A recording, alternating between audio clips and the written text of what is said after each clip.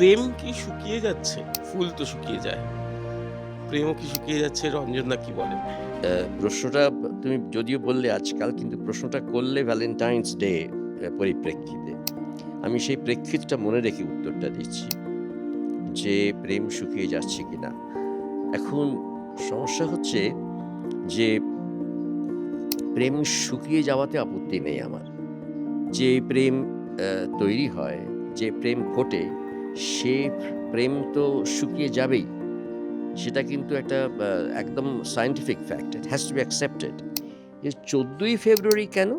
না, এইরকম একটা গল্পও তখন চালু ছিল যে ১৪ই ফেব্রুয়ারি নাকি পাখিরা ইউনাইটেড হয়। পাখিদের সঙ্গমের দিন সেদিন।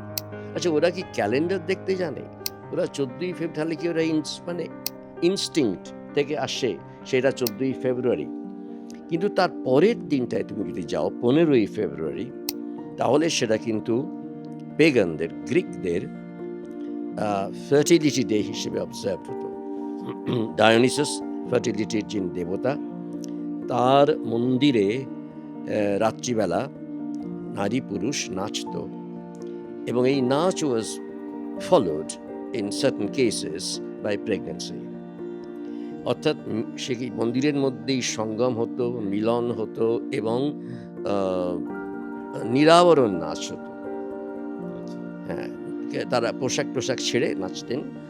অনেক দিনের প্রাচীন পেগান তুমি ধরে নিতে পারো সেই সময় সোফোক্লিস রয়েছেন, সেই সময় অ্যারিস্টোফেন্স রয়েছেন, এরা রয়েছেন সেই সময়কার গ্রিস, যে সময় ধরো তোমার পার্থিনান তৈরি হয়েছে সেই সময়কার। সুতরাং আমি খুব একটা, এবং আজও ভ্যালেন্টাইন্স ডে আমার কাছে একটু অরুচিকর মনে হয়।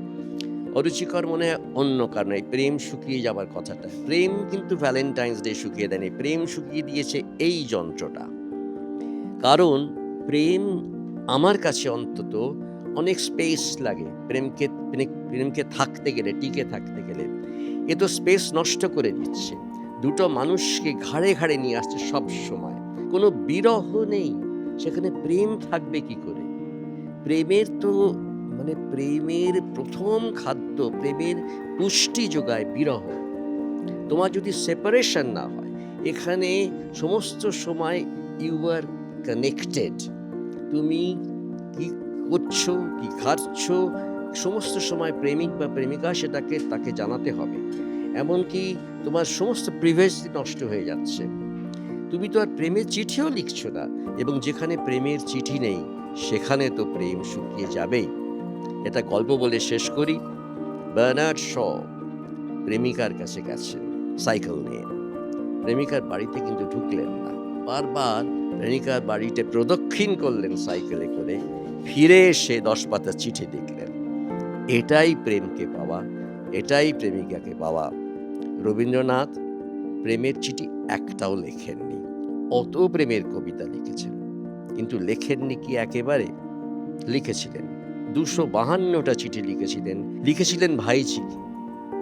আমি বলবো না যে ভাইঝিকে প্রেমের চিঠি লিখেছিলেন, কিন্তু ভালোবাসার চিঠি লিখেছিলেন।